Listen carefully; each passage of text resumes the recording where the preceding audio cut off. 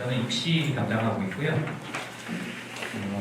오늘은 그 대입 관련돼서 얘기를 좀 드리고 학점제에 관련해서 좀 얘기를 드리고 주변 학교에 대해서 좀 얘기를 드리고 그래서 바뀐 입시제도에서 어떻게 볼 거냐 뭐 이런 거가 주요 내용이 있습니다.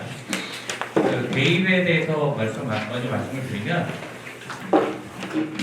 자녀분들 출생아 수인데 지금 44만 명 정도 되죠. 요 인원이랑 비슷한 거를 막 찾으니까 43만 8천인 현재 대학교 1학년 애들하고 출생 수가 좀 비슷해요. 그래서 얘네들이 실질적으로 저 학생들 중에서 특성화고 간 학생들도 있고 뭐 이렇게 다 빠지잖아요.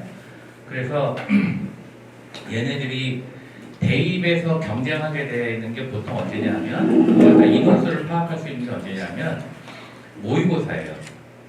고등학교 1학년 모의고사는 전국적으로 다 보니까 그래서 고등학교 1학년 때의 모의고사 11월 달에는 대부분 다 모든 학교들이 다 보기 때문에 그때 인원수를 따져봤더니 한 31만 명 정도 된 것 같아요. 그렇죠? 그러니까는 자녀분들이랑 같이 경쟁하게 될 내신 경쟁을 같이 하게 돼 수시 때 그 인원들은 한 31만 명 정도 되겠다 이 정도 생각하시면 될 것 같아요. 거기서 뭐 10%다 그러면 뭐 3만 명 정도, 3만 1천 명 정도 되는 거고 5%야 그럼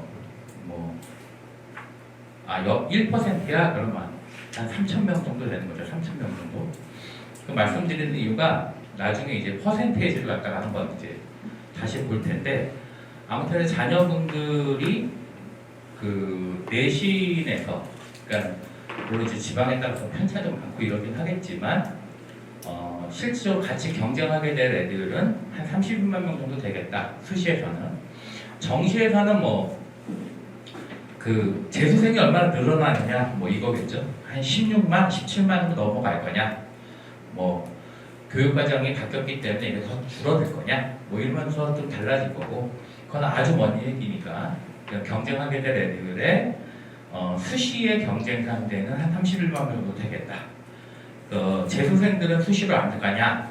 가긴 하는데 한 5%에서 7% 정도밖에 안 돼요. 그래서 이렇게 정도 보시면 될 것 같고 그 다음에는 대학의 학생을 선발하는 기준은 뭐냐? 이제 저 학생들을 데리고 대학교가 선발을 해야 되잖아요. 그러면 어떠한 관점을 가지고 학생을 선발할 거냐 이겁니다. A, B. 학생들이 이제 오지선단을 해야 되는데 네. 어떤 관점에서 뽑아야 될 것 같아요? 대학 입장에서? 네, B 입장에서 뽑아야죠. 이런 건 전혀 관심이 없습니다. 이런 것들 뭐 대학의 사회적 책임으로 저런 관점에서 뽑을 거다라고 생각하시면 입시를 읽으실 수가 없어요. 대학들이 요강을 받고 전형 방식을 받고 이런 것들을 다 이해를 못하세요. 대학이 뭔가를 바꿨어 라는 얘기는 그 경쟁 상대가 어떻게 바꿨는지에 따라 또다시 바뀌는 겁니다. 즉 연대가 무슨 전형을 바뀌었다라고 하면 그거는 딱 하나밖에 없죠. 서울대에서 어떻게 바뀌었냐? 혹은 우리 학교로 들어왔다가 유출되는 이유가 뭘까? 의대 쪽이나 이런 쪽으로는 어떻게 바뀌고 있느냐? 그래서 우리가 먼저 선점했었던 애들이 어떻게 빠져나가느냐라는 것을 보충하기 위해서 전형 방식을 바꾼 겁니다. 그 두 번째 입장에서 좀 본다라고 하면 똘똘한 놈을 뽑는 게 목적이다라고 한다면 수능 성적으로 판단하면 되지 않을까요? 간pit하게 그냥 수학 능력을 평가하겠다라는 시험이니까 저걸로 판단하면 되는데 이렇게 판단하면 문제가 여러 가지가 있습니다. 사회적 문제도 있고 대학교도 있고 고등학교도 다 문제가 생겨요. 저렇게만 뽑아버리면. 그러니까 수능 100 이렇게 뽑아버리는 순간에 정보 선생님은 애들이 수업을 안 들어요. 그죠? 그리고 수능으로 다 뽑는 순간에 대학교는 거진 다 빵꾸가 날 겁니다. 무슨 얘기냐면 서강대 정시로 들어간 학생들은 서강대 수준이어서 정시로, 그러니까 서강대를 원래 갈 만한 실력이 아니에요. 실수해서 간 학생이에요. 그래서 반드시 반수가 엄청 많습니다. 정시로 들어가면. 그러니까 저렇게 정시로만 뽑겠다라고 해버리면 아마 지금보다 훨씬 더 많은 반수생이 형성되고, 그러고 나면 대학들은 재정이 빵꾸가 나겠죠. 그죠? 뭐 이런 문제들이 있습니다. 사회적인 측면에서는 뭐 객관식에 대한 문제들이 지금 계속 그 문제가 되기 때문에 고교 학점제에서 선택해서 듣고 서술형 평가를 늘리고 토론식 수업을 하라 뭐 이런 식의 얘기들이 계속 나오는 이유는, 저게 수능처럼 답이 딱 정해져 있었을 때는 언제가 유효했냐면 2등일 때는 유효해요. 잘 따라가면 되니까. 근데 이제 우리나라도 1등 기업들이 좀 생기죠. 각 분야에서. 그러면 이제 문제가 되는 겁니다. 그래서 사회적으로는 계속 창의적 인재를 계속 요구를 한대요. 그래서 저것도 문제가 된다라는 얘기일 거고, 그러면 똘똘한 놈을 뽑는 게 목적이니까 대학은 그러면 똘똘함을 판단할 수 있는 게 뭐가 있을까를 고민할 수밖에 없죠. 그래서 얘기되어지는 것이 이런 겁니다. 교과 성적도 성실성과 학생의 학업 역량을 평가하는 거죠. 맞습니다. 수능도 판단하는 거죠. 이게 수학 능력이다라고 하는 것들은 아무튼 간에 학업 능력을 평가하는 방식입니다. 그 다음에 수행평가나 뭐 독서나 그 다음에 진로 활동이나 발표한 내용이거나 이런 것들을 통해서 소위 말해서 학생부의 교과 성적을 제외한 모든 활동들도 학생의 학업 역량을 평가하는 방식 중에 하나예요. 그 다음에 면접도 물어볼 수 있겠죠. 그렇죠? 논술도 학생의 학업 능력을 판단할 수 있을 겁니다. 그럼 대학 입장에서는 뭘 갖다가 가지고 뽑는 게 제일 좋아요? 여기 중에서 제일 신뢰하는 거 5개 중에서 수능, 교과 성적, 비교과 평가, 면접, 논술. 왜냐하면 지금 말씀드린 거는 대학이 이거 말고는 다른 건 보지 않습니다. 그러니까 준비해야 되는 거 5개밖에 없어요. 근데 이게 힘들어서 그렇지. 대학 입장에서는 뭘 가지고 학생을 선발하는 게 제일 좋아요? 네? 5개에서 좀 막 여러 개 답이 있죠. 네, 수능. 이거는 누가 주관하는 거예요? 수능은? 네, 평가 국가에서 관장하는 거죠. 이거는요? 고등학교. 이거는요? 이거는 내가 내고 내가 평가하는 게 제일 좋죠. 못하는 이유는 본고사 때문에 그렇죠. 산불 정책 때문에 못하는 겁니다. 그래서 논술을 계속 줄여서 줄였지만 안 줄이고 계속 개기고 있는 학교들 있잖아요. 연대 뭐 이렇게 주요 대학교들은 절대 안 줄이죠. 왜? 이렇게 뽑는 게 그렇게 나쁘지도 않고 이렇게 뽑으면 건물은 못 세우더라도 알바비는 나오거든요. 저게. 네. 면접 교수들한테는 엄청 하루 동안이나 이틀 동안 고생을 해야 되긴 하지만 그래도 알바는 돼요. 면접비도. 그러니까는 사실상은 대학 입장에서는 자기가 내고 자기가 어느 정도 똘똘한지를 판단하는 게 제일 좋죠. 근데 이렇게 하면 사교육이 증가가 되니까 이걸 계속 억제를 하는 겁니다. 그렇지만 사실상은 본고사 같은 형태들을 갖다가 산불로 못하게 했지만 살아있는 형태로 잔존하고 있는 거죠, 이게. 그래서 상위 위의 대학들만 저런 형태들이 많이 잔존해요. 면접도 지문을 갖다가 주고 나서 그거 풀어하는 학교들 있죠. 거기에 가장 대표적인 학교가 서울대입니다. 나머지 연고대는 그나마 좀 덜 해요. 내용 자체가. 그러니까는 사실상은 진행하고 있어요. 이렇게. 그러면 이 5개 가지고 이제 이렇게만 가지고 못 뽑으니까 이렇게 조합을 해서 뽑겠죠? 그렇게 해서 조합해서 뽑는 방식이 이런 5개를 가지고 조합해서 뽑는 방식이 전형 방식이라고 하는 겁니다. 선발 방식.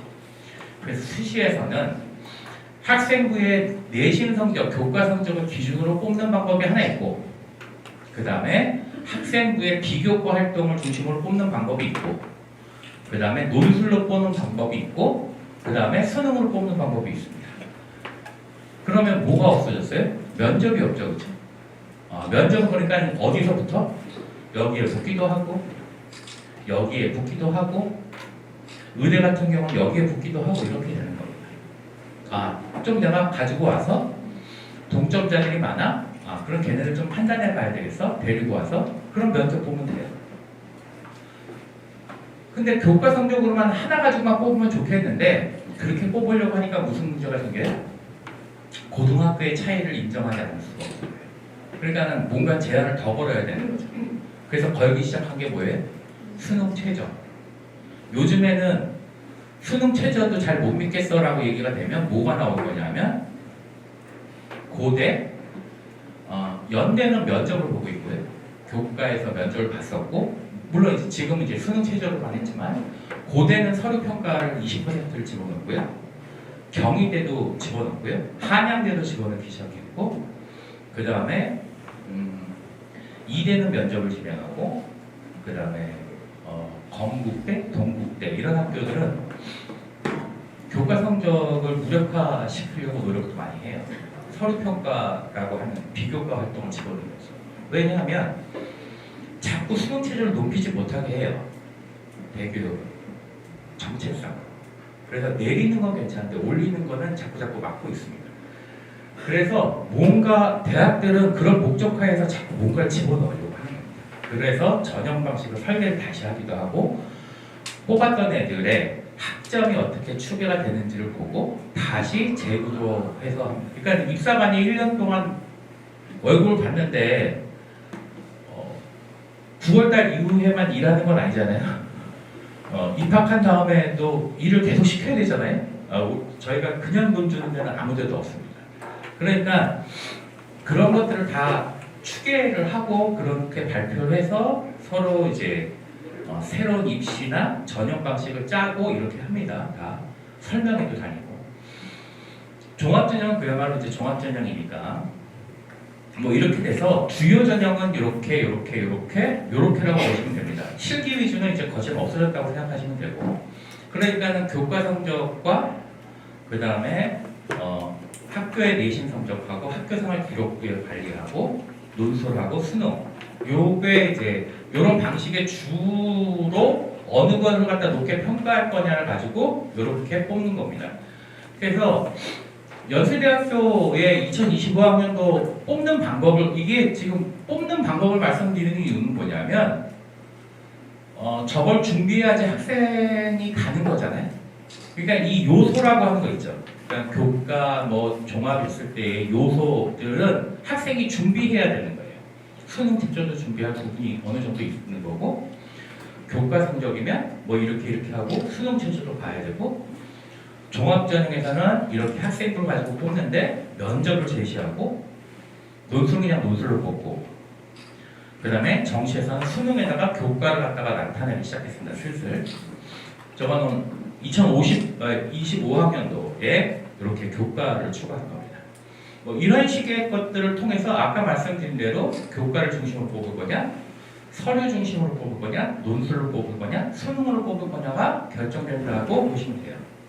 이렇게 딱 4가지 정도의 방식으로 뽑는 방법밖에 없어요. 그러니까는 우리가 교과로 할 거예요 라고 하면 교과 성적이 제일 중요한 거죠. 내신 성적. 종합전형에서는 뭐가 중요하냐? 교과 성적 플러스 학생부의 관리가 중요한 거죠. 그러면 이렇게 이해되시죠? 무슨 얘기인지. 네. 대입제도가 무지하게 바뀌었습니다. 계속 바뀌어서 이제는 그만 바뀌어도 돼요.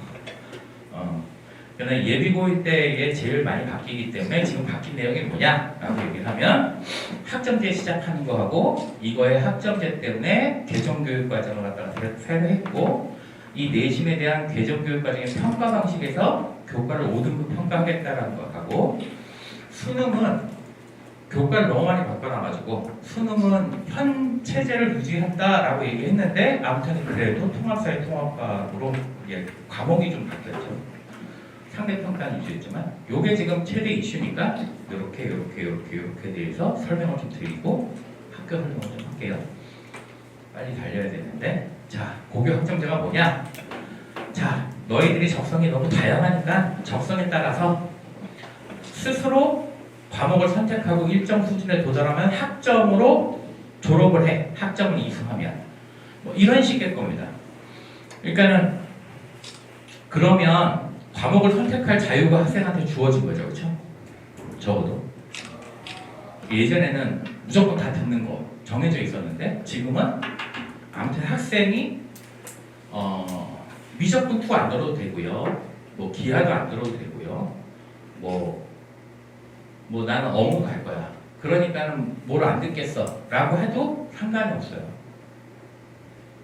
무조건 들어야 되는 과목별로 정해져 있는 거 아니면 수학을 안 들어도 상관없습니다. 교과적인 거. 왜냐하면 졸업하는데 전혀 문제가 없으니까. 최소한 선택할 수 있는 것만 하면 되니까. 그렇게 해서 졸업시키는 제도인데 뭐 그래서 이렇게 필요하답니다 라고 얘기를 한 건데 뭐 대체적으로 보시면 자기주도성이 주요 얘기겠죠. 그래야 학생들이 만족하면서 수업을 들어요.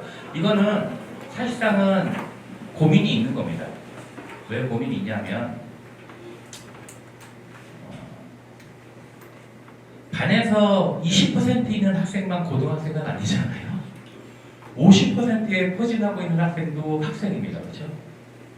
그리고 70%에 있는 학생도 학생이에요. 그러니까 그런 학생들까지 생각하면서 아무튼 짤 수밖에 없는 거겠죠. 그러니까 국가의 관계에서는 뭐 그런 의미에서 잠자는 교실을 깨운다든지 뭐 이렇게 얘기를 하는 것 같습니다. 그럼에도 불구하고 가장 필요로 하는 거는 학업 역량이다라고 하는 것에 자기주도성이 제일 중요하게 평가됩니다. 그리고 개정교육 과정에서는 그러면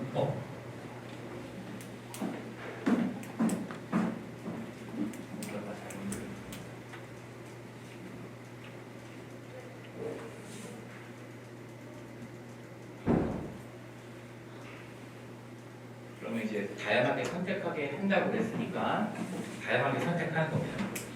그래서 공통 과목하고 선택 과목을 구조를 바꿨어요. 그런데 뭐 이거는 뭐 설명에 어디 가서도 들을 수 있는 거니까 이거 1학년 때 수업 듣는 방법이고요.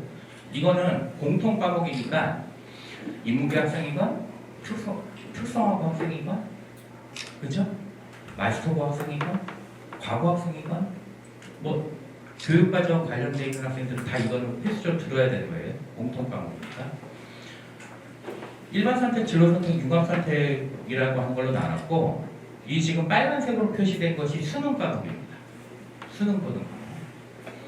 그 다음에 대부분 다 이게 기본 4학점으로 이제 등급이 나오는 과목인데 여기 표현된 요 융합 선택의 사회하고 융합 선택의 과학 요것만 등급이 안 나오는 과목이에요. 성취도가 나오고 A, B, C, D, E만 나오고 요거는 등급이 안 나옵니다. 그래서 이렇게 구조는 공통 과목하고 일반, 진로, 융합 선택으로 구분을 했는데 학점제 되면서 이게 주요 내용은 뭐냐면 기본 4학점으로 한다는 거하고 1학점 단위에서 운영된다는 거하고 학기 단위로 이수한다는 겁니다. 학기 단위로 이수한다는 게 제일 중요한데 왜 말씀드리냐면 학기 단위로 이수하는 그러니까 지금 두 번째 학생이 지금 중3이면 어머니들은 물리 그러면 1학기 때, 2학년 1학기 때, 2학년 2학기 때 같이 들었어요. 그리고 학교생활기록부의 세특도 한 번에 나왔습니다. 500자가. 국어, 1학년 때 국어는 국어라는 과목을 가지고 1학년 1학기, 1학년 2학기를 같이 진행했어요. 근데 지금 어떻게 진행해야 된다고요? 학기 단위로 운영을 해야 된다고 했죠. 그러니까 공통국어 1, 공통국어 2로 분리한 이유는 뭐냐면 1학기, 2학기죠. 과목명이 다르죠. 국어 1하고 국어 2는. 그러니까는 세특이 쓰이는 것도 1때 한 번 쓰이고 2때 한 번 쓰이는 겁니다. 그러니까는 예전에 과학 같은 경우도 물화생지 이러면 물화생지를 1년에 배우는 게 아니라 1학기 때 끝내든지 2학기 때 끝내든지 이렇게 한 학기에 다 끝내야 되는 거예요. 이거 다. 그러니까 모든 과목들은 다 학기제입니다. 대학교 때 우리가 그 선택해서 하는 것처럼 1년 단위의 그 학업 교육과정 편성이 하나도 없습니다. 학기 단위로 다 끝났다. 그래서 예전에는 1학년이 끝나고 나면 1학기 때는 끝나고 나면 기재할 게 그렇게 많지 않았어요. 안 기재하는 거죠. 왜냐하면 사실상 선생님들이 1학기 끝난 거는 뭐 한 500점 먼저 적고 250점 먼저 적고 2학기 때 끝나가지고 250자 적고 이렇게 하지 않거든요. 대부분 이제 한 번에 다 12월 달에 자 1년 동안 네가 했었던 거 다 해가지고 써서 내봐 뭐 이래가지고 선생님들이 쓰기도 하고 뭐 이러는데 지금은 한 학기 끝나면 세특이 하나 딱 마무리되고 한 학기 끝나면 마무리되고 이렇게 됩니다. 그러나 세특의 양이 훨씬 더 많아지는 겁니다. 많아지면 육사관만 힘들어져요. 얼마나 이제 날려버릴까 또 문제죠. 다 읽지는 않은 거 같고. 자, 그래서 우리가 174학점 유소하는 건데 뭐 그거는 중요치 않으니까. 그러니까는 옛날에 일반고 학생들한테는 이 특수목적 고등학교의 선택 과목이라는 이 수학의 이런 과목들하고 과학의 이런 과목들하고 정보의 이거는 사실상은 전문교과로 들어와 있었어요. 근데 지금은 운영체계를 바꾸면서 이런 과목들을 다 어디로 집어넣냐면 진로 선택하고 융합 선택으로 들어올 수 있게 해놨어요. 그래서 얘네들은 진로 선택으로, 얘는 융합 선택으로 집어넣는 겁니다. 그러니까 얘는 A, B, C, D, E가 나오는 거고 얘는 등급까지 다 나오는 겁니다. 학교에서 개설을 하면. 왜냐면 여기 이름 자체가 진로 선택이니까. 그래서 고시 과목이, 그러니까 아까 얘기했던 전문교과는 고시 과목이죠. 고시한 과목들은 진로, 융합 선택 과목으로 그냥 편성하면 됩니다. 자기 고시되어 있는 대로. 근데 만약에 고시 과목 이외의 과목을 학교에서 개설한다? 그러면 교육감 승인을 얻어서 진로 선택을 할 수도 있고 융합 선택을 할 수도 있다 이 얘기입니다. 그러니까는 어느 학교에서 적절한 이름의 새로운 교육과정을 갖다가 교육 과목을 개설해서 융합 선택으로 개설할 수도 있습니다. 이해되시죠? 그 다음에 이거는 뭐 50% 이상 넘으면 안 된다는 얘기고, 자, 그 다음에 과학중점학교의 교육과정인데 예전에는 과중은 물화생지 1, 물화생지 2 다 들었었죠.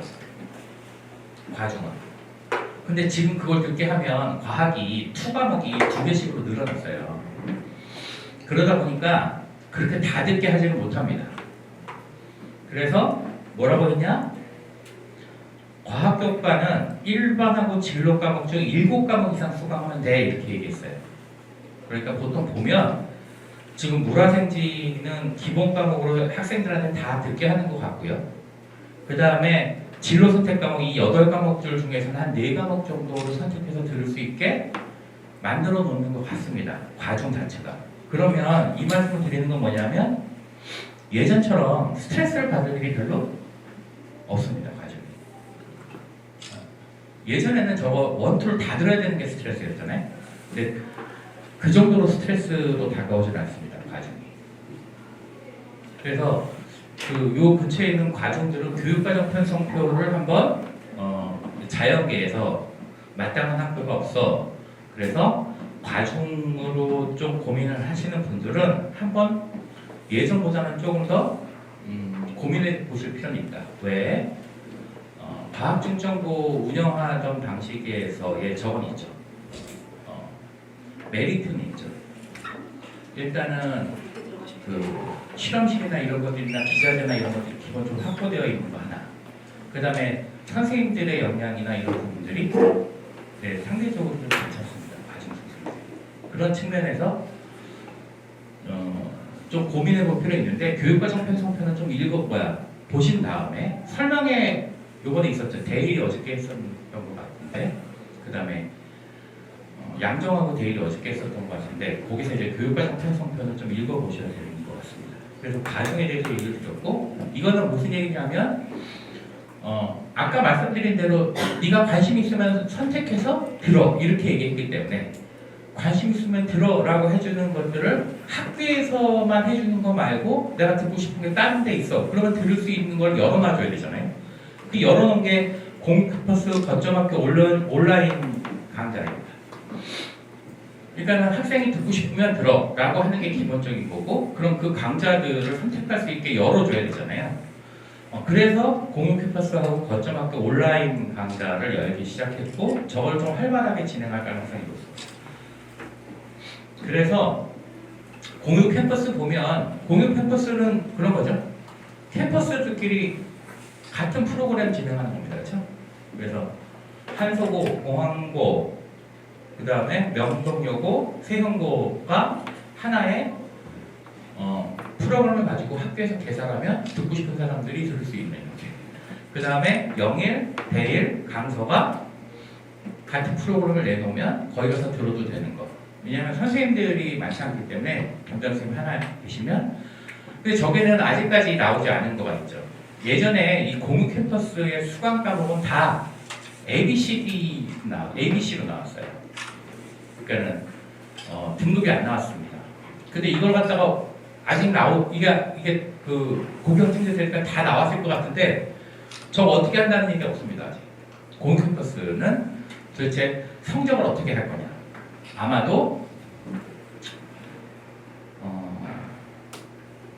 아마도 이게 양면인데요. 원래 ABC로 줘야 되는 게 맞죠. ABCD2로 주는 게 맞는데 ABCD2로 주면 저걸 고등학교가 전략적으로 써먹을 수 있죠. 그래서 아마도 등급이 나오게 할 것 같은데 등급이 또 나와버리면 자기 학교의 학생하고 타 학교의 학생의 유불리 문제들이 또 생겨요. 그런 문제들이 조금 있습니다. 그래서 저거는 아직 잘 모르겠어요. 그 다음에 거점 학교는 뭐냐면 여기서는 이제 덕원여고가 이게 빨간색으로 되어 있죠. 예, 과학 거점입니다. 그래서 저기 학교에서 개설을 해요. 보통 실험 같은 경우는 개설합니다. 그러면 신청을 할 수 있습니다. 거기 학교에 가서 듣는 걸로. 이런 식으로 이런 공동교육과정 이렇게 치시면 이렇게 나옵니다. 그래서 이게 보통 학교에서 기본적으로 알려주거든요. 근데 관심이 없으면 그냥 절대 못 듣는, 선생님이 챙겨주지 않으면 못하는 뭐 이런 식으로 바뀌는데 조금 이제는 관심 있게 좀 봐야 되는 겁니다. 2학년 때, 1학년 때는 그런 게 없어요. 2학년 때는 공동교육과정을 좀 보실 필요가 있다는 거 하나.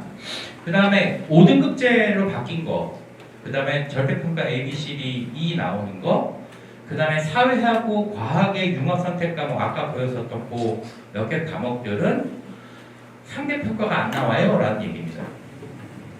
여기 이해되셨죠?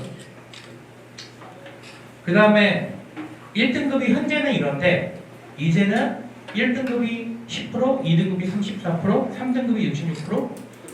근데 야 9등급에서 5등급에 바뀐 게 그렇게 중요해? 라고 얘기를 하실 수 있습니다. 그렇죠?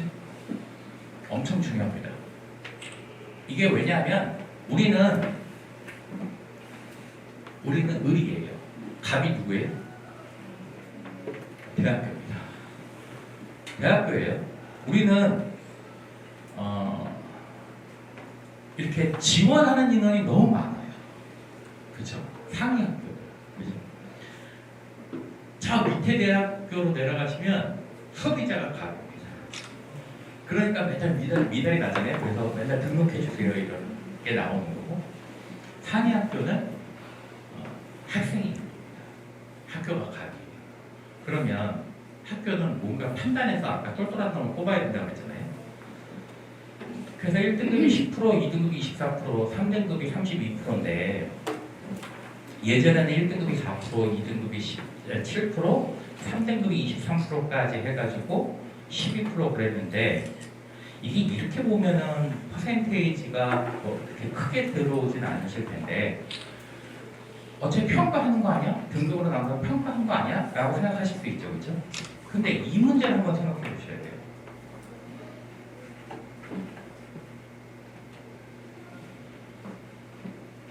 예전에 여기 12명하고 21명은 다른 학생이었어요.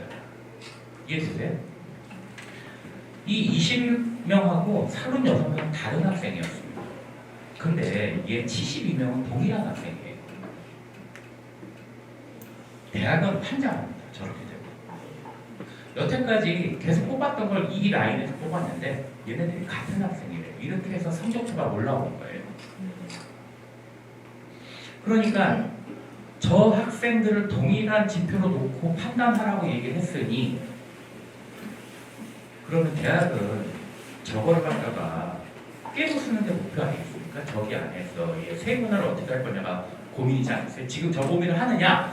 네, 입사관들은 저 고민을 할 시간이 없습니다. 지금 이거는 입사관들한테 나중 문제예요. 지금은 내년 입시가 더 중요해서 아무 생각 없다고 얘기합니다. 그거 당연하죠. 근데 이 96명이 300명 기준으로 따져서 3분의 1의 학생이 전교에 300명이라고 했을 때 96명이니까 저 3분의 1의 학생이 동일한 학생이다라고 평가해 주는 거예요. 3등급. 그러니까 예전에 72명이라는 얘기는 1등급, 2등급, 3등급 학생을 다 합쳐온 것보다 많아요. 저희는. 옛날에는 반 1등하고 이거 1.2니까 1로 하는 거죠. 이제 30명이 한 반이니까 이제 300명이십니까. 예전에는 반 1등이 1등급이고요. 2, 3등이 2등급이에요. 3, 4, 5등이 4, 5, 6등, 7등까지가 3등급이었습니다. 근데 지금은 3명이 1등급이고요. 2등급이 7명이고요. 이런 식이에요. 저게 차이를 어떻게 볼 거냐. 나보고 도대체 어떻게 하라는 거냐. 이런 게 사실상은 제 내신에 등급화되면서 문제가 되는 겁니다. 그래서 동점자가 많이 일어난다는 얘기가 뭐냐면 그래도 뽑을 수도 있습니다. 그런데 병별을 그러면 그거 가지고 계속 뽑을 거냐라고 하는 문제는 좀 다른 문제인데 나중에 좀 보실게요. 이거는 고양 1고인데 그러니까 이걸 보여드린 이유는 일반고들은 대체적으로 교육과정 편성표를 어떻게 짜고 있는지를 보시려고 하는 거예요. 그러면 제일 봐야 되는 거는 수학하고 과학입니다. 그 다음에 수능 과목을 어떻게 편제하느냐가 그 다음에 보셔야 됩니다.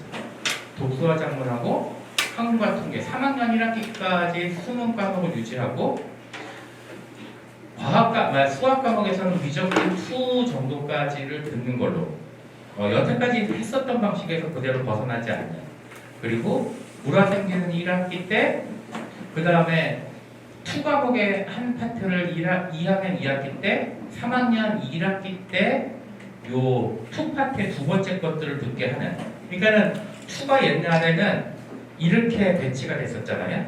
지금은 보통 이렇게 배치되어질 가능성이 높습니다.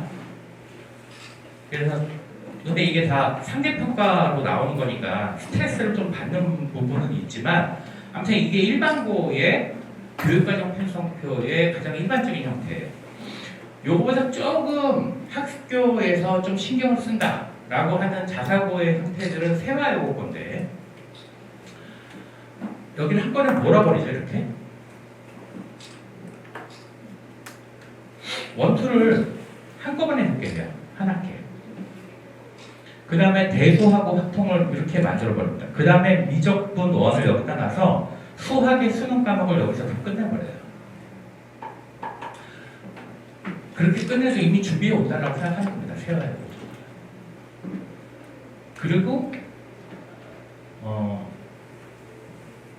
과학 같은 경우에 물화생지 집어넣고 여기다 집어넣고 여기도 집어넣고 그 다음에 수학에서는 그 대신 전문교과라고 얘기되어졌었던 이런 과목들 중에서 선택할 수 있게 만들어 놓은 거죠. 과학까지는 안 되는데 왜냐하면 이걸 여기까지 보는 이유는 우리가 수시를 쓰는 거는 3학년 1학기 때까지만 쓰고 나서 보는 겁니다. 3학년 2학기 때의 학교 생활 기록부는 들어가지 않아요. 그러니까 수시는 여기까지를 보고 쓰는 건데 세화는 수학을 갖다가 좀 중점적으로 올려서 쓴 겁니다. 과학보다. 이게 자사고 요 형태들로 가 있고 이런 것들도 웃기죠. 일본은 정보를 한 학기에 들으면 다음 학기에는 일본어나 중국어를 봐 이런 겁니다. 그렇죠? 네, 저것도 문제 될까요? 안 될까요? 네. 예, 민감하신 분들한테는 문제됩니다. 우리 학교가 9개 반이에요. 2.5반은 정보 듣고, 아니 4.5반은 정보 듣고 이렇게 안 되죠. 4개 반은 이거 듣고, 5개 반은 이거 듣고 이렇게 될 거 아닙니까? 다음번에는 5개 반이 이거 듣고, 4개 반이 이거 들어야 되잖아요. 네, 그러면 무슨 문제가 생겨요? 모집단 인원수가 다르니까 1등급 인원수가 달라지죠. 또 엄마들이 또 전화하셔서 또 이러시. 그럴 가능성이 너무한 겁니다. 이렇게 되면 또. 그러니까 이게 취직과는 다르게 학생들한테는 엄청 피곤한. 원래 취직을 하려면 절대평가로 갔어야죠. 그럴 수는 없으니까 상대평가를 하는 순간에 고교학제를 개방했다고 생각하시면 됩니다. 네. 학점제는 아니죠. 선택권이 별로 없어요.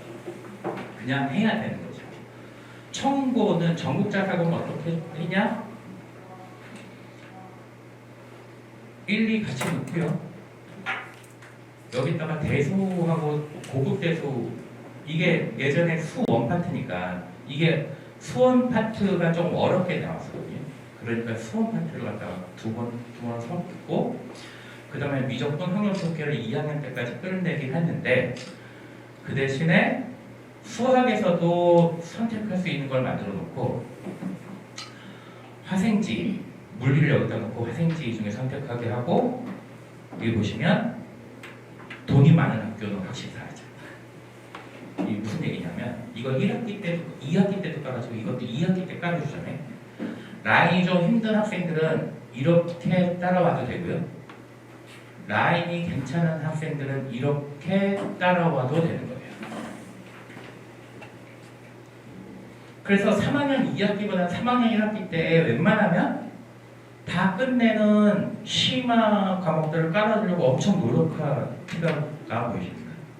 왜 이렇게 전국자 사고 왜 이렇게 하려고 할까요? 당연한 겁니다.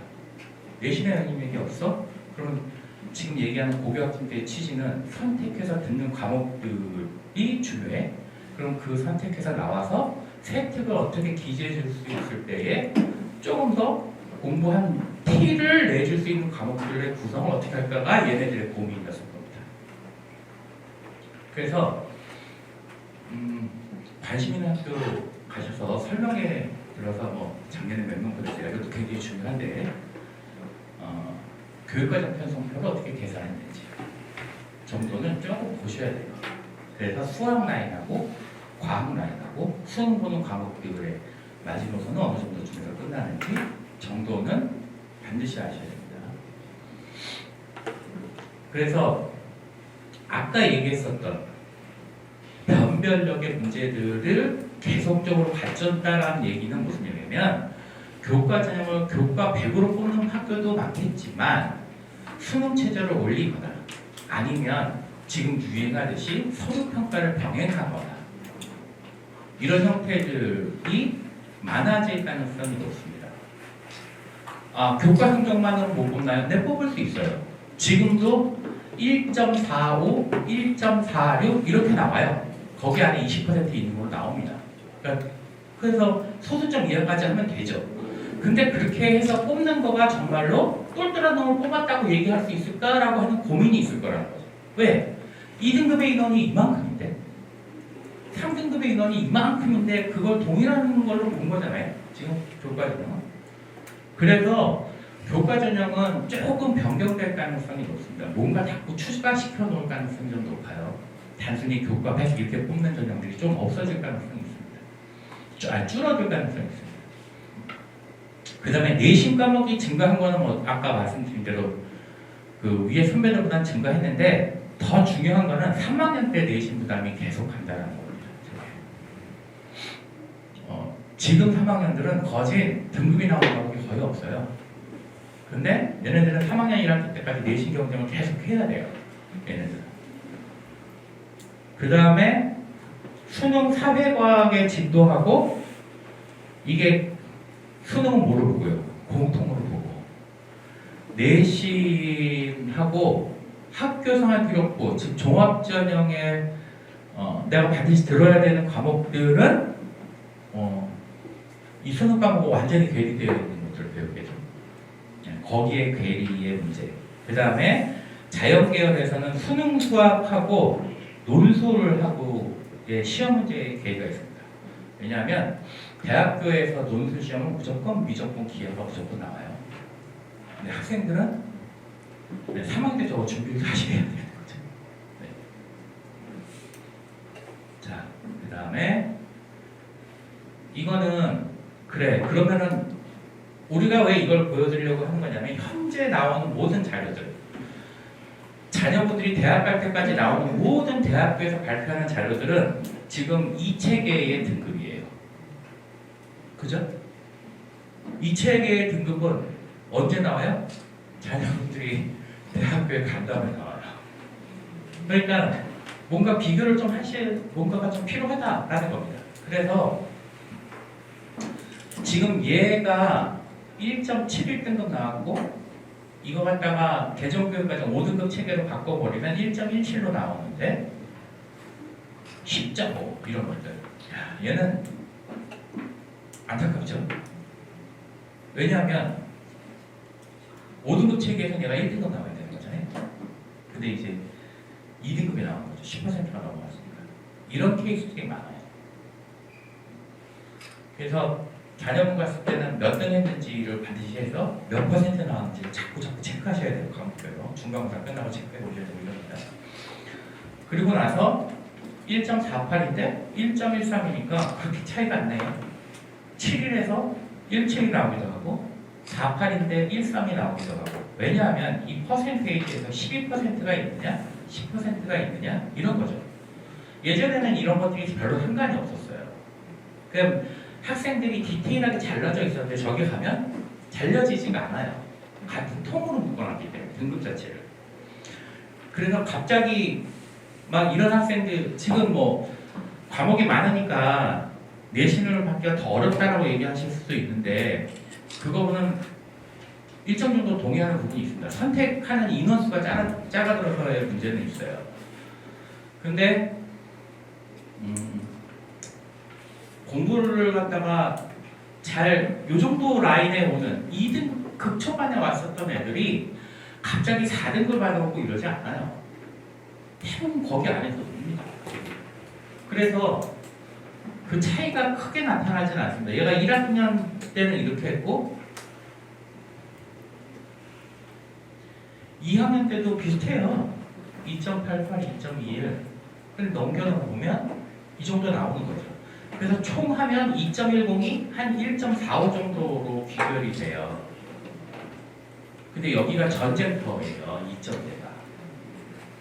학생이 여기 전쟁터라는 걸 나중에 보시면 되는데 그래서 1, 2학기 다 합쳐가지고 계산해 봤더니 한 2.10이 한 1.45 정도 떨어지더라라는 겁니다. 고교정제 5등급 체계 안에서. 그래서 이걸 유형화시켜보자라고 한 거고 그래서 저희가 아무튼 1.0이거나 이런 애들은 다 5등급 체계로 1.0 정도 나오는데 한 1.25까지도 1.0, 1.66도 1등급 나오죠. 왜 그러냐면 얘가 아까 10%만 안 넘으면 돼요. 9%, 8%의 2등급 받은 애들 있죠. 그러니까 기복이 없는 애들. 모든 과목에서. 근데 항상 보면 한 7, 8% 하는 애야. 그럼 1, 1, 2 이렇게 받았는데 고교학점제 10% 안에만 들면 1등급이 나오는 거죠. 이런 학생들도 있고 점수가 이런데 이렇게 나오기도 하고 이러는 거죠. 왜냐하면은 균질하기보다 못하는 과목이 확실하게 있는 학생들 같은 경우는 이런 식의 폭이 더 커질 거고 이렇게 될 거고 대부분 근데 보면 한 1.25 정도나 1.3 정도 되는 애들의 지금 현재 1.3 정도 되는 애들의 성적을 한 사람은 대부분 1.0 정도가 나옵니다. 그게 몇 퍼센트냐? 0.5, 0.6% 정도는 1.0이 나올 거라고 봐요. 그럼 0.5면은 200명 학교면은 1.0이 한 명 되는 겁니다. 그죠? 그러니까는 지금 1,800개 학교에서 200명이 다는 아니지만 아무튼 간에 아까 1% 그러면 31만 중에서 1%면 3,100명이었죠. 0.5%면 1,500명 정도가 1.0 이상은 1,500명 이상 정도 될 거다라고 생각하시는 게 네, 합당하죠. 네, 저는 그렇게 생각합니다. 그 정도는 무조건 될 거라고 봅니다. 그래서 조금 해버리면 그래서 300명 기준으로 하면 한 1, 2등 정도, 2등 정도는 1등 정도 학교에서 한 300명 넘어가는 학교면 한 1, 2등 정도가 1등급 정도 나올 거고 기존에 1.xx 하던 애들은 한 1.5등급 이하로 될 거다. 2.xx 되는 애들은 1점대 xx로 바뀔 거다 이렇게 보이는 겁니다. 그러면 3등급, 4등급 정도 되는 애들이 2등급 초반 정도 나오니까 이게 인서울 마지노선이에요. 2등급 초반이면 2등급, 2등급, 3등급, 3등급 이렇게 나오는 거잖아요. 그러면은 지금 5, 6등급 계속 나왔던 학생이에요. 그게 이렇게 탈색이 되는 거죠. 이게 2등급 초반으로. 뭐 이 정도가 저희가 이제 판단하는 방식인데 이걸 왜 말씀드리냐면 의대가 지금 2024학년도 교과 전형으로 간 의대를 보시면 0.5%가 엮였었어요. 이게 332명이 뭐냐면 우리 일반적인 학생들이 가는 거. 그 다음에 880명은 뭐냐면 지역 인재까지 다 합쳤을 때 아까 근데 제가 여기까지는 1.0 나올 거라고 말씀드렸죠, 그렇죠? 얘네들 어떻게 뽑을 거예요? 그렇죠, 이 학교들. 그러니까 뭔가 가져와야 되는 거죠. 수능 체제를 강하게 넣는 학교들도 여기입니다. 4하, 5야. 그런데도 애들이 맞춰서 1점도 성적이 애들이 와요. 어디 있습니까? 고려대 4하, 5입니다. 그런데도 1.08이 들어와요.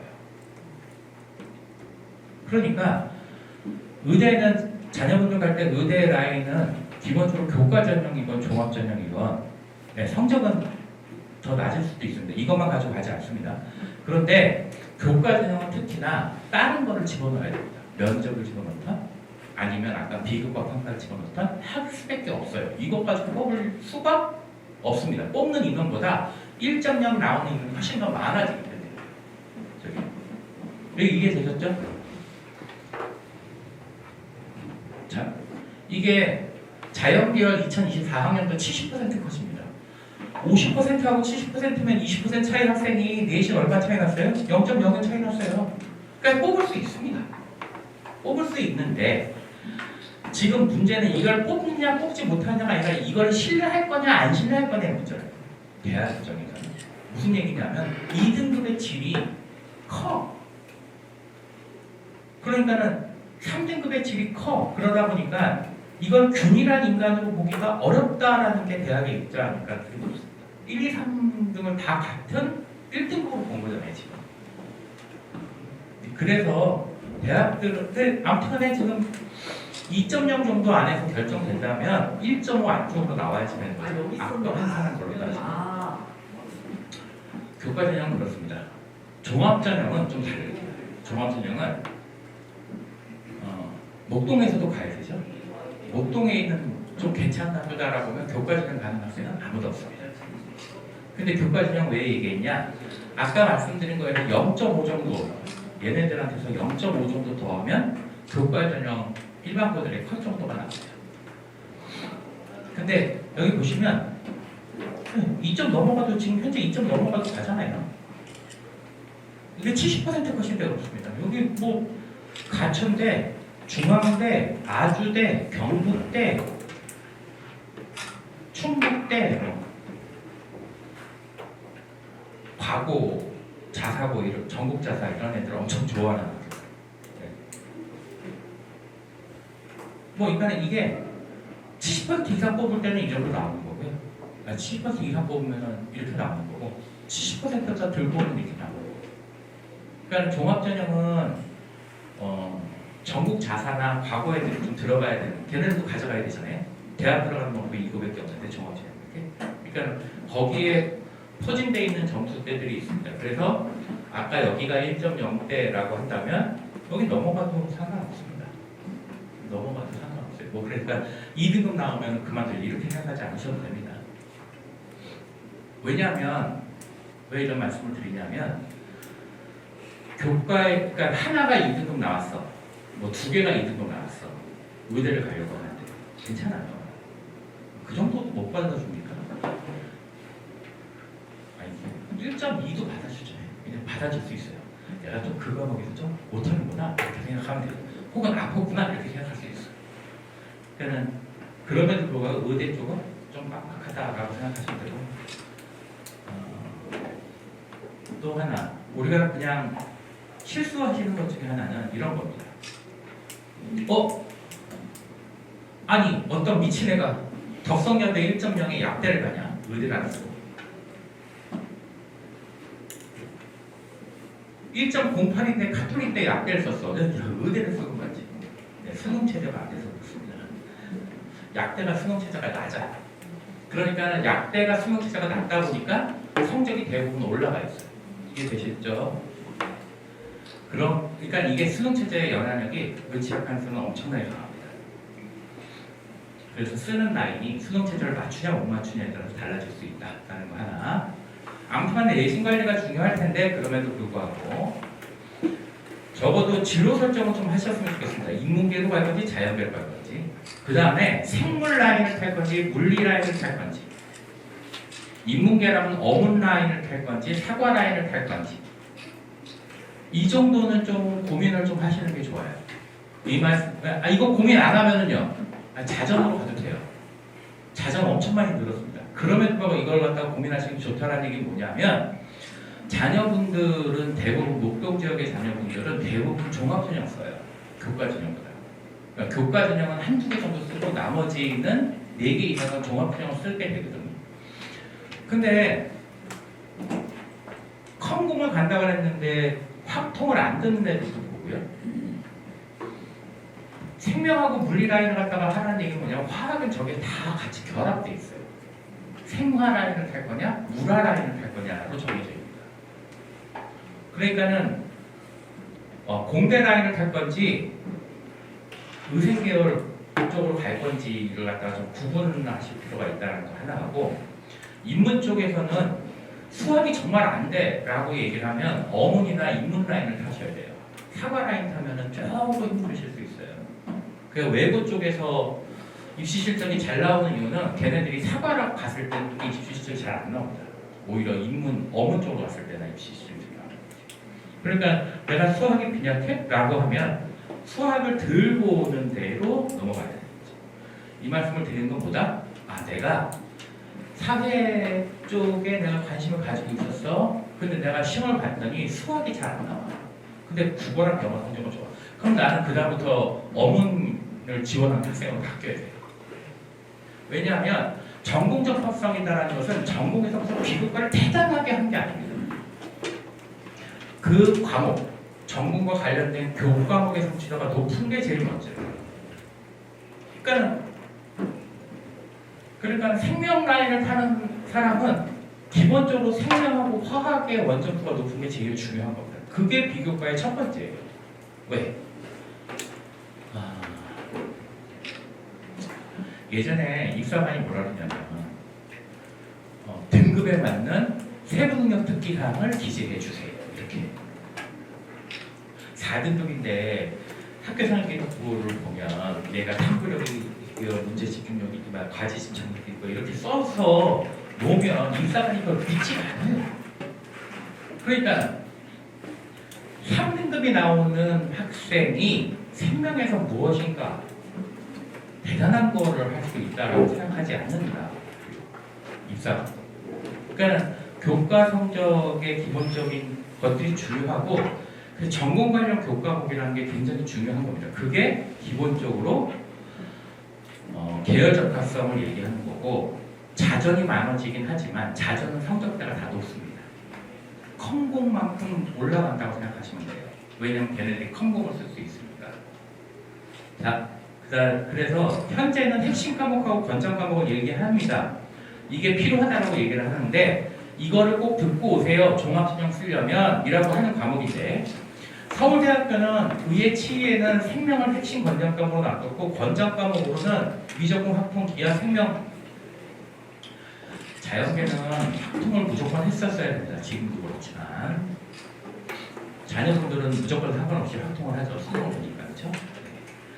근데 약학 계열에서는 이렇게 얘기했어요. 근데 5개 대학은 뭐냐 하면 고대, 연대, 그다음에 경희대, 중앙대 이런 학교들이 이게 핵심 과목, 권장 과목 어떻게 나누는 거냐면 교수들한테 질문을 돌린 겁니다. 우리 학과에 와서 공부하려면 고등학교 때 어떤 과목을 듣고 와야 된다고 생각하십니까?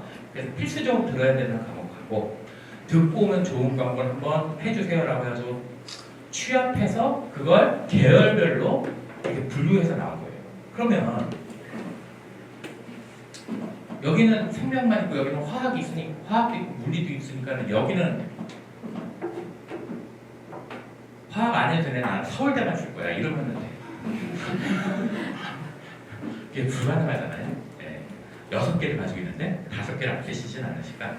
그래서 통합을 해서 한번 나타났어요. 그래서 수능 과목 제외라는 것은 학통은 무조건 듣는 거니까 제외하고요. 화학, 생명, 물리학, 세포와 물질대사, 생물의 유전 이거는 기본일 것 같아요. 생투 과목이니까. 여기에서 화학까지 한다 그러면 화학 반응의 세계 이 정도가 되겠죠, 그렇죠?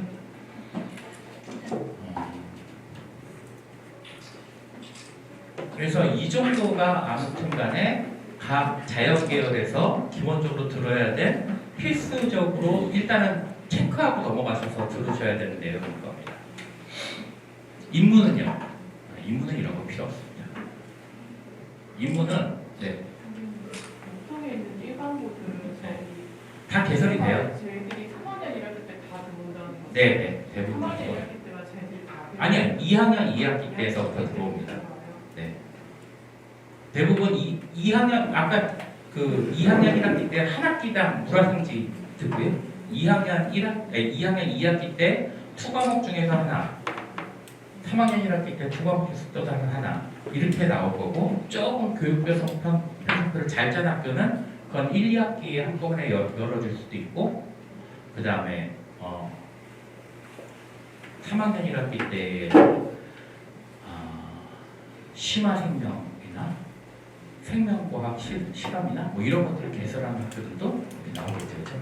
오히려 실험 같은 경우는 학교에 안 돼 있으면 아까 덕원여고 이런 것처럼 클러스트 중점학교에서 신청해서 들을 수도 있을 거고 이런 식으로 된다고 생각하시면 됩니다. 그래서 이거는 제가 얘기한 거 아닙니다. 이거는 중등교육과정 연구회라는 건 누구냐면 선생님들입니다. 고등학교 선생님들이 이렇게 연구하는 데예요. 대교육, 교육청 담당자들하고 이렇게 연구하는 모임인데 이게 나왔을 때 뭐라 그러냐면 인문계열의 영어를 상위권 애들은 어떻게 들을까?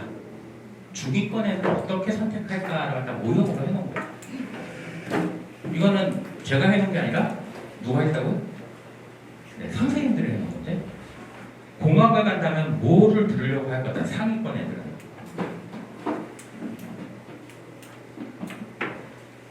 고급 화학이나 고급 물리학까지 듣고 오려고 할 거다라고 얘기를 하는 겁니다. 의학학 쓰는 애들은 생명과학 실험이나 고급 생명과학, 고급 화학 정도를 들으려고 할 거다라는 겁니다. 이 말씀을 드리는 이유는 뭐냐면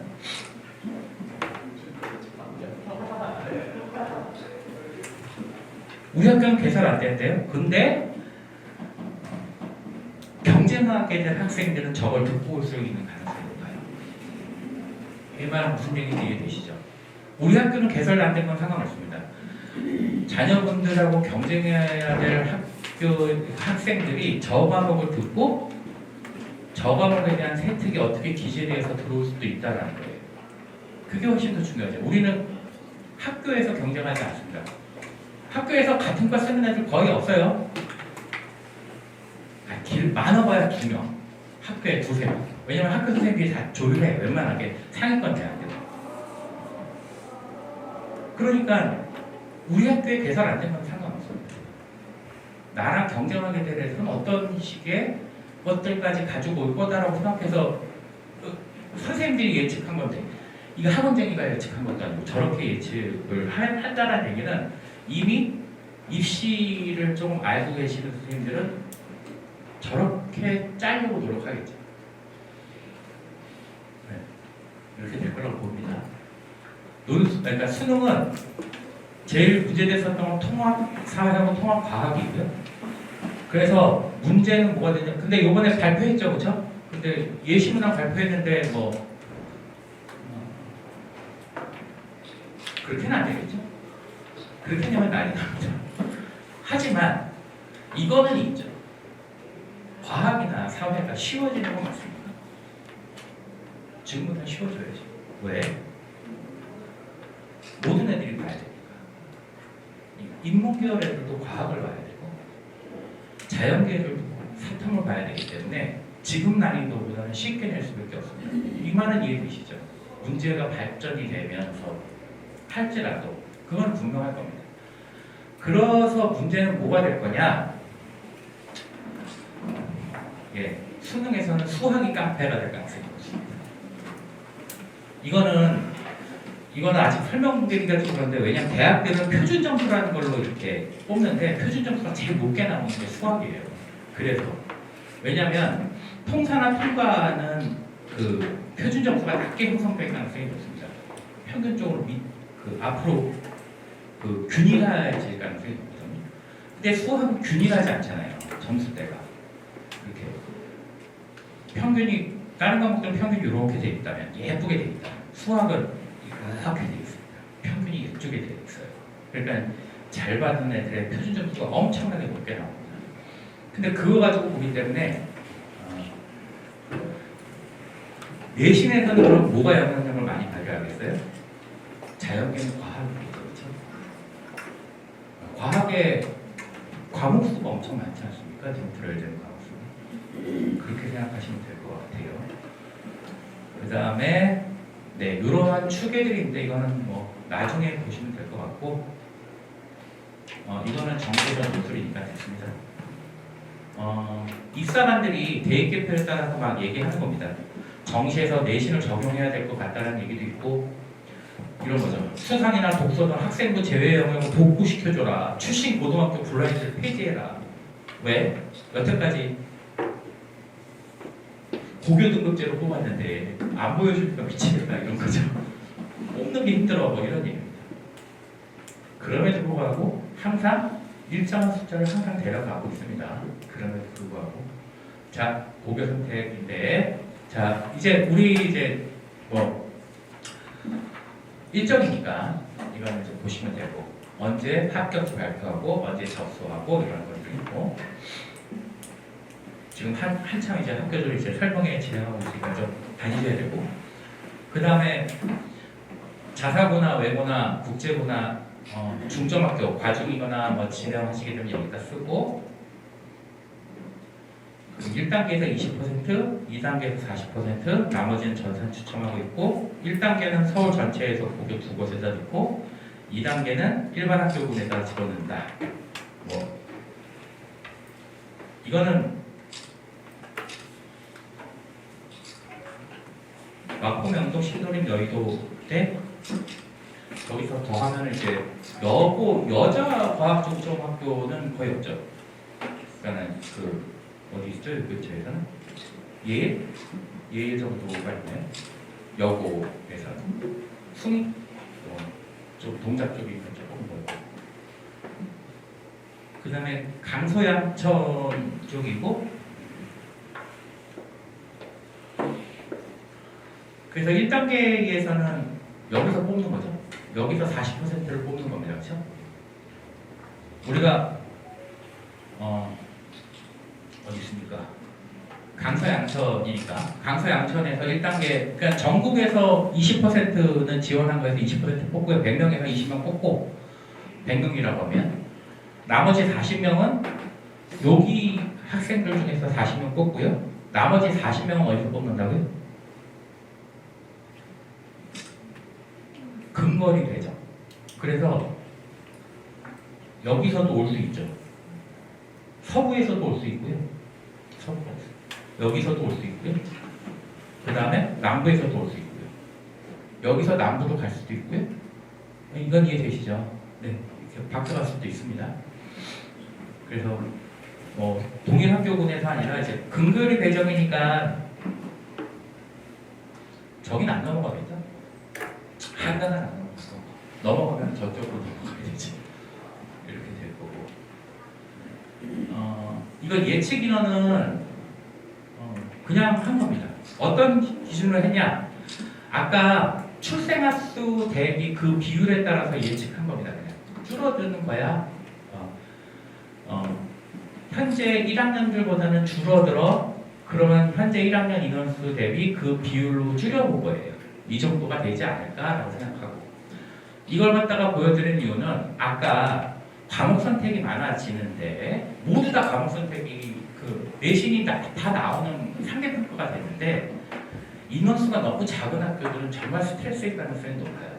인문자의 계열 나눠지고 특히 과학에서 또 다시 나눠지고 옛날에는 막 3개를 강제적으로 들어 이랬는데 뭐 2개만 들을 거예요 이런 애들도 엄청 많아질 거고 지금 그렇게 될 가능성도 있지 않습니까? 그래서 선택 과목에 대한 스트레스 그래서 모 인원수 그러니까 그 과목을 듣는 학생 수가 굉장히 중요해서 인원수도 좀 관심을 가지고 고교 선택하실 때 좀 봐야 되는 내용 중에 하나라서 일단 넣어드립니다. 그러니까 이해되셨죠? 요거는 여고고 그 다음에 네 따님이시군요. 네 공학입니다. 그 다음에 뭐 분반이나 합반이나 과중이냐 뭐 이런 거.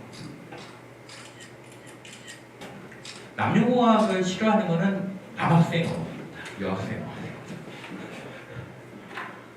공학에서는 수행평가 반영비를 웬만하면 줄이려고 노력하는 편이에요. 왜? 여학생한테 다 말려버리니까. 그런 것도 있습니다. 안 그러면 남학생이 피해를 많이 받는 거예요. 이건 대입 실점인데 뭐 그냥 또 바뀔 겁니다. 근데 이제 이거는 어떻게 따진 거냐면 의학하고 서영고라는 얘기는 뭐냐면 의치학한수 81명하고 서영고 이렇게 다 더했어요. 그러면 이제 강서고의 인원이잖아요. 서영고까지. 근데 저기에는 모두 있죠. 중국 합격자도 있죠. 그다음에 또 모두 있죠. 재수생도 있죠. 강서고는 훨씬 더 심하게 많은 거고. 그래서 걔네들 대비 33.3% 했어요. 한 3분의 1 정도가 재학생 몫이라고 생각하는 겁니다. 저는. 제가 읽을 때의 방식이 이렇게 읽어요. 저는. 그래서 대학교들이 그러니까 고등학교에서 발표하는 수치의 한 3분의 1 정도만 읽습니다. 그래서 읽어봤더니 17% 정도 강서에서 한 17% 정도는 의치학한수 서영고 정도를 갖겠다라고 본 거고 17%면은 내신 등급으로 따지면 10%가 한 2.75 정도 나옵니다. 20%가 3.5 정도 나오니까 3점대 초반 중반까지는 여기까지 갔을 거야 이 정도로 보는 겁니다. 그리고 갔는데도 뭐 반수하고 재수해서 들어온 애들도 있을 거고 뭐 이런 거죠. 정시로 가요. 저기는 정시로 가죠. 그렇죠? 3.5면은 수시 안 쓰고 정시로 씁니다. 휘무는 100등이 의뢰가요. 아무튼 그런 걸 알고 있습니다. 정시로 5점대였었나? 그래서 1학년 끝나고 바로 정시로 돌렸다고 하는데 그런 학교들은 그런 학교의 역량에 맞춰서 하는 거죠. 양정은 한 10% 정도 같고요. 뭐 그렇게 해서 인원 대비로 따져서 지금 계산을 한 거고 여고에서는 뭐 목동고랑 남녀공학에서는 뭐 한가롭고가 독보적입니다. 4% 정도 나오면 잘 나오는 겁니다.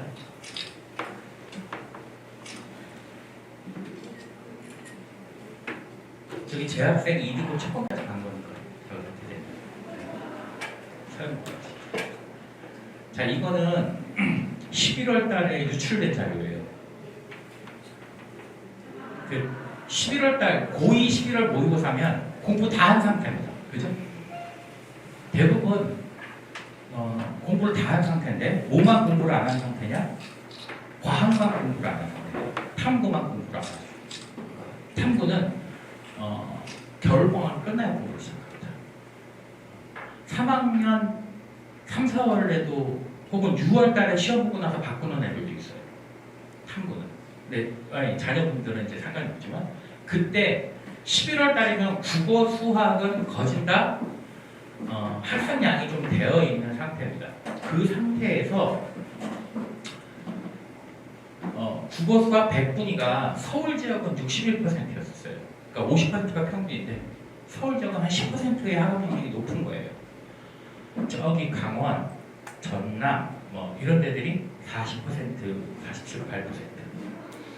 그리고 서울 지역에서는 어디가 1등이냐면 하나고가 1등이었습니다. 세화, 희문, 강서가 82.58이니까 82.5 이게 무슨 의미인지를 갖다가 좀 한번 보실게요. 강서고등학교에 5등급 받는 학생은 모의고사로 3등급 중간 이상 나와요 이 얘기입니다. 그러니까는 전국 단위에서는 상위 뭐 2점 뭐 몇 등, 1점 몇 등, 뭐 이 정도 되죠, 그렇죠? 10명 중에서 따지면 17.5% 정도 되는 학생인데 이 학생의 학교에서는 50% 학생이에요. 학업 역량으로 이 모의고사에서 그러니까 저 학교에서 3등급 정도 나와요. 그러면 모의고사 1등급 나오는 거예요. 그런 학교들이 강서하고 목동이에요. 그러니까 강서하고 목동은 우리 애가 가면 그런 애들이 모여서 경쟁을 하겠구나 생각하시면 돼요. 어느 정도의 애들이 모일 거다라고 생각하시면 되냐면 모의고사 우리 반에서 3등급이면 20% 그러니까 한 23%니까 우리 반에서 30명에서 7등 1등서부터 7등은 모의고사 다 1등급 나와 이런 얘기예요. 이해되시죠? 네. 양정이 3등급 끝자락에 있으니까 얘네들은 2등급 후반에서 3등급 초반 정도 되면 모의고사 1등급 나와 이 얘기입니다. 한가람도 비슷한 거고 장훈고는 조금 이제 자사에서 빠졌기 때문에 요 질은 좀 떨어지긴 했지만 수학은 조금 그래도 수학은 그래도 좀 괜찮은 것 같은데 국어 성적은 좀 많이 떨어진 것 같고 이화여고도 한 등급 정도 차이 난다고 보시면 돼요. 그러니까 얘가 수학 같은 경우는 2등급 차이 정도 날 거고 국어 같은 건 한 등급 정도 차이 날 것 같은데 모의고사가 3등급이야? 그러면 학교에서는 5등급. 근데 모의고사가 3등급이야? 그러면 국어는 4등급. 뭐 이 정도 된다고 보시면 돼요. 그러니까 이걸 갖다가 보여드린 이유는 그 학교의 질을 알려줘요. 경쟁에 있었던 애들의 질. 그러니까 우리가 입시 실적이 잘 나와요 라고 하는 얘기는 저런 애들이 모여가지고 경쟁에서 잘 나오는 거예요. 한편으로는 정시로 나오기도 하고 그런 애들이 대학들이 슉슉 데려가. 그래서 알려드리고 이거는 학교 알림이니까 이렇게 좀 보시면 되는데 설명을 하시는 게 먼저 그 다음에 학교 알림이는 들어가서 나중에 이거는 조금 찾아보셔야 되는 부분들이 있어서 뭐 쳤습니다. 여기다가 이제 침 먹고 이렇게 해서 치고서 엔터를 치시면 이렇게 나옵니다. 여기를 딱 클릭하시면 이런 게 나옵니다. 2024년 교육활동, 교육용권, 학생회나 교원회나 예결사회나 학업성취하나. 그래서 학업성취하나 딱 클릭하면 학업성취하나 클릭할 수도 있고 그 다음에 요 빨간색 칠한 거는 좀 찾아보시라는 얘기죠. 그 다음에 교육활동에서는 학교 교육과정 편성 운영. 근데 이건 4월 달에 나와요. 이건 입학 전에 좀 찾아보셔야 되는 거니까 설명에 들어가셔서 설명이나 이런 것들이나 이런 것들 보시면 학교에서 교육과정 편성표 올려놓으면 그건 조금 다운받으셔서 아니면 설명에서 들어갔을 때 좀 찍으셔서 좀 살펴보시기 바랍니다. 교육운영 특색 사업하고 동아리 활동 이렇게 이 정도는 좀 볼 필요가 있다는데 그래서 아까 얘기했던 학업 관련된 내용들을 좀 정리한 거예요. 그래서 강서 대 이거는 올해 걸로 다시 업그레이드했습니다. 며칠 전에 이제 나왔길래 저번까지는 2023학년도밖에 안 나왔었거든요. 2024학년도 올해 1학년 애들 평균하고 표준 편차입니다.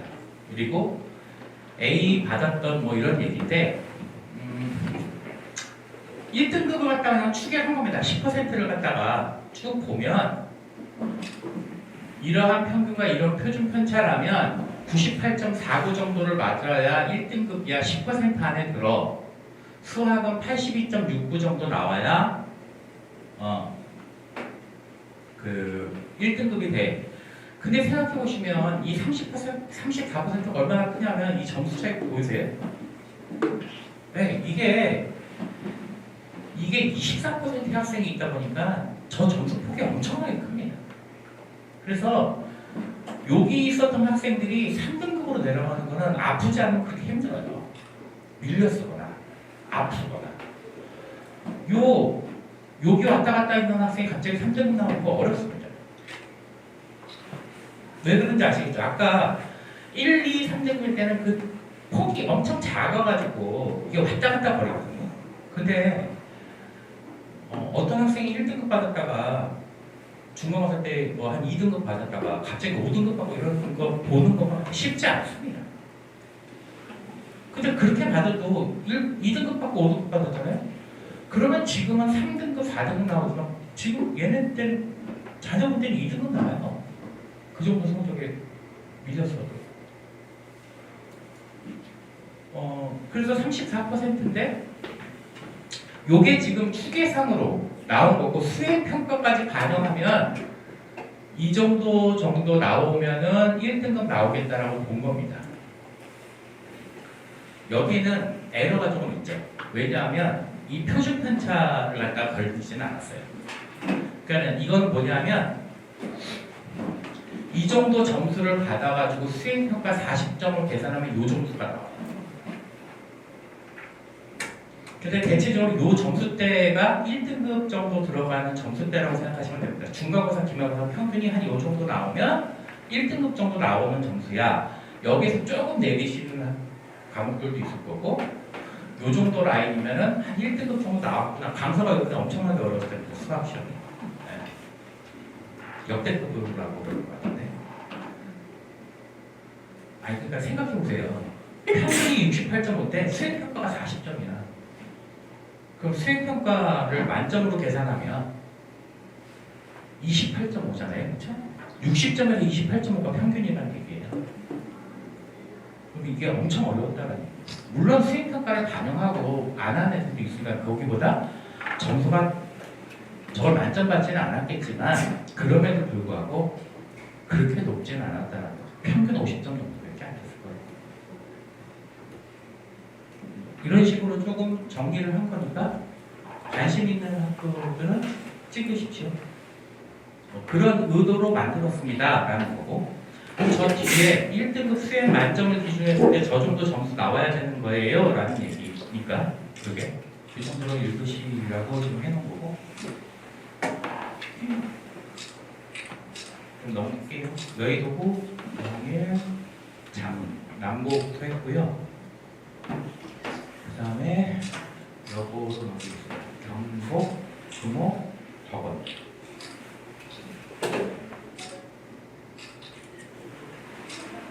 점이 넘게 나오는 학교들 있죠. 이런 거는 수행평가를 강하게 본 거라고 생각하시면 돼요. 학교에서. 97점 마이크 나왔다. 그럼 저거 수행평가 강하게 봤구나 이렇게 생각하시면 돼요. 감점을 많이 시키고 이화여고 이게 한번 생각해 보시면 이런 겁니다. 뭐냐면 한번 생각해 보시면 얘네가 중간고사, 기말고사 내신 대비를 다 하고 그리고 봤는데 점수가 저런 거잖아요. 정말 선생님들도 문제 낼 때 어디서 낼까 막 이런 고민을 하면서 문제를 냈어요. 애들이 엄청나게 공부를 하고 준비도 하고 시험 범위라는 것들이 있고 물론 이제 시험 범위가 엄청 많긴 하지만 그런 과정에서 만들어낸 시험에서 평균이 뭐 50점 그것도 공부를 좀 하는 학교에서 이 정도는 안 따라내려면 좀 살인적이라고 보는 준비. 뭐 그래도 80점 정도 나오면 뭐 1등급이야. 현재 4% 안에 들어가는 1등급이야. 이런 거고 자녀분들 때는 10% 안에만 되면 되니까 조금 여유는 있어. 이렇게 생각하실 수도 있고. 여기 됐습니까? 여기까지 있죠? 자, 그래서 수행평가는 그럼 전체 어떠한 영향력을 가지고 있는데 남학생들 같은 경우는 좀 조심하셔야 됩니다.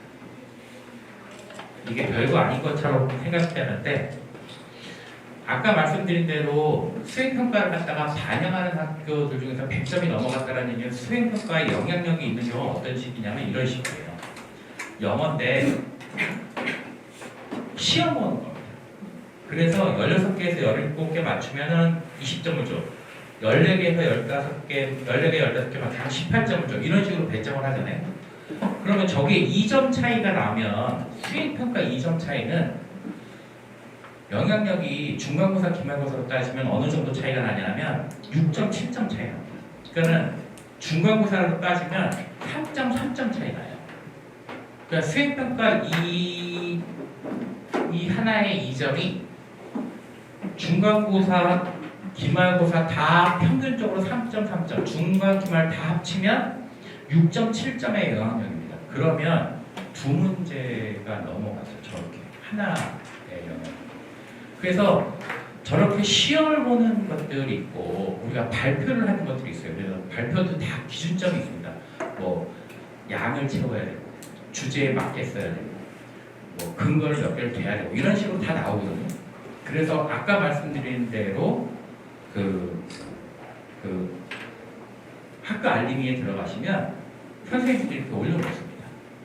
평가 기준이나 수행평가를 무슨 내용으로 할 건지 이런 것들이 다 올라와 있으니까 1학년 되시면 좀 받으셔서 혹은 학교에서 그 책자 같은 거가 나오면 책자를 가지고 좀 한번 일정이나 이런 것들을 좀 판단해 보시길 바랍니다. 그리고 동아리가 있는데 동아리는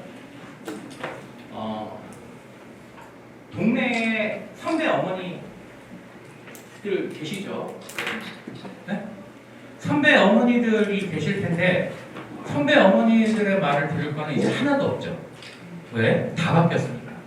근데 유일하게 들을 게 이겁니다. 왜? 자녀분 때는 족보가 없어요.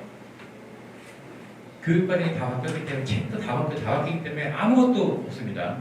그런데 이거는 어느 동아리가 좀 활발하게 진행되고 어느 선생님이 잘 써줄 때 이 정도는 도움을 받으시는 게 좋죠. 그 동아리를 여기를 갖다 들어가고 싶은 데들은 보통 면접이나 이런 걸 봅니다. 떨어졌다고 실망하지 마십시오. 저걸로 대학을 가지 마십시오. 확실하게 말씀드립니다. 왜 이런 말씀을 드리냐면 서울대를 들어간 애 중에 여학생인데 배드민턴만. 근데 걔는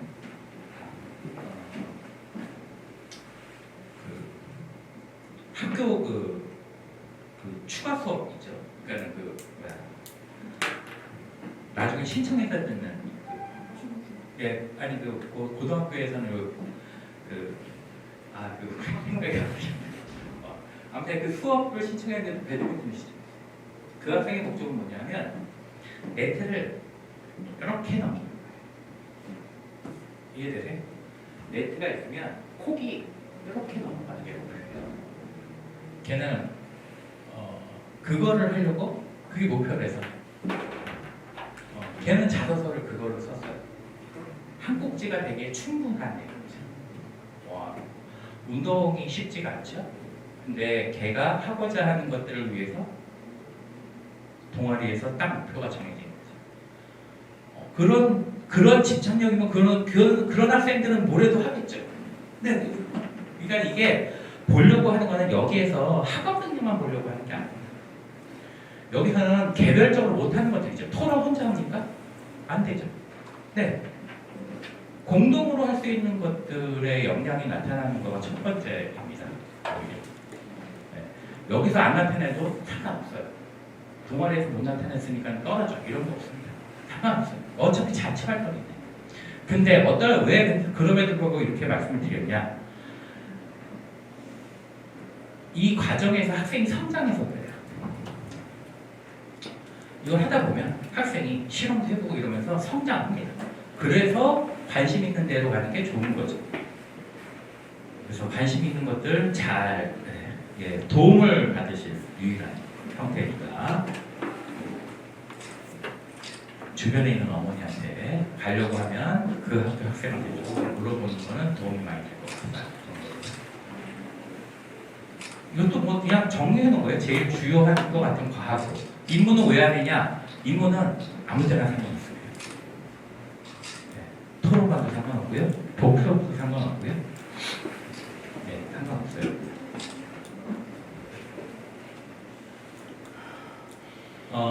이게 특색 프로그램은 이걸 왜 넣냐 하면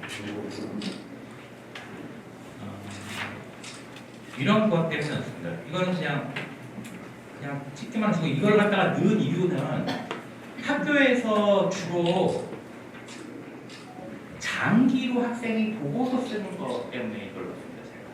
그러니까 수행평가는 애들이 보고서를 얼마 만에 써서 내요? 한 주? 뭐 3일? 심하면은 하룻밤. 그죠? 네이버를 엄청 찾아가지고 이렇게 짜집게 해서 이렇게 낸단 말입니다. 좀 수행평가를 제대로 하는 학생은 한 2주, 뭐 1주. 기말고사 끝나고 나서 선생님들이 수행평가 내라고 하시는 분들도 있고 이러니까 그거는 단기적으로 자료를 정리하는 수준 있잖아요. 그러면서 자기가 정리하려고 하는 내용들을 잘 정리해내는 게 수행평가 정도가 될 겁니다. 자기가 관심이 생겼으면 그거 가지고 장기적으로 알고 싶은 거가 생겼을 때 할 수 있는 거가 이러한 특색 프로그램이에요. 왜 이 말씀을 드리냐면 어떤 학교는 창의응용 프로그램에서 이렇게 합니다. 창의응용 아카데미가 1차에서는 3월인데 의생명하고 화학하고요. 5월에서는 의생명 화학. 이렇게 해서 혈액을 이용한 DNA 추출을 해보고요. 그 다음에 5월달에 이렇게 넘어가서 백혈구 측정하는 것까지 넘어가는 거예요. 그러니까 무슨 얘기냐면 그리고 나서 연구보고서 써서 내고 프로그램 이후 포트폴리오 제출을 통해 학생들 기록하는 거예요. 이거는 학생이 양편에 한두 달의 수업이나 이런 것들을 통해서 결과물을 산출해내죠. 자기가 관심 있는 것에 대해서.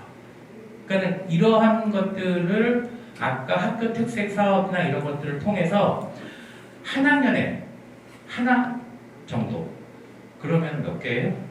3년이니까 3개 정도를 내면 저는 그러면 학생이 할 만큼 했다고 생각해요.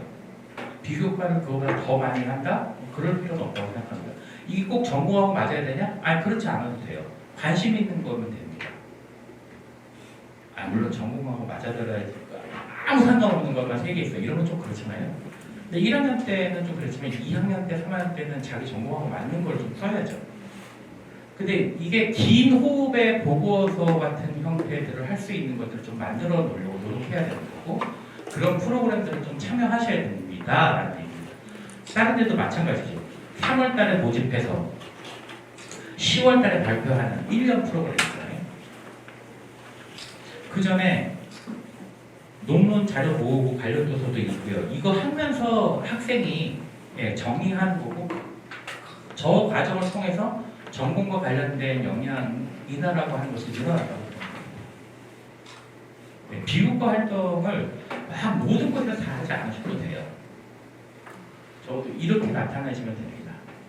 이 내용을 갖다가 하려고 하는 거가 뭐였으면 좋겠다? 네. 통합과학에서 배웠던 한 가지 주제를 갖다가 해도 되고요. 생명이나 화학이나 물리 시간에 썼던 것들의 한 주제를 가지고 이렇게 확장하면 훨씬 더 깨끗합니다. 왜냐면 학생의 성장하는 거는 하늘에서 떨어지는 게 아니라 뭐라고요? 배웠던 곳에서 확장되는 게 제일 좋습니다. 이해되세요? 그래서 약간 선행은 필요해요. 과학이. 그래서 내신이나 종합지정 준비할 때 이과는 과학이 중요하다고 얘기하는 게 이겁니다. 이해되셨죠? 네, 발표했고요. 특목고는 유리하냐? 저는 개인적으로 유리할 거라고 보입니다. 왜냐하면 교과라고 하는 것을 9등분했다가 5등분했다는 것은 발로 캔을 밟은 거예요. 그러면 동점자들이 이게 동점자들이 엄청나게 늘어나 있는 거고, 그럼 평가를 위해서 다른 방식의 평가 방식을 가져올 수밖에 없지 않나라는 게 제 개인적인 생각입니다. 그래서 교과 전형이라 할지라도 뭐를 갖다 덮을 수밖에 없고, 서류 평가가 늘어나거나 면접이 늘어나는 방식일 수밖에 없고, 종합 전형에서 옛날에 보이던 1점 몇 등급하고 3등급을 같이 보던 방식에서 이제는 1등급하고 2등급을 같이 보는 방식으로 바뀔 거 아닙니까? 지금 얘네들 입사를 볼 때. 그러니까는 조금 좀 유리할 거라고 보여요.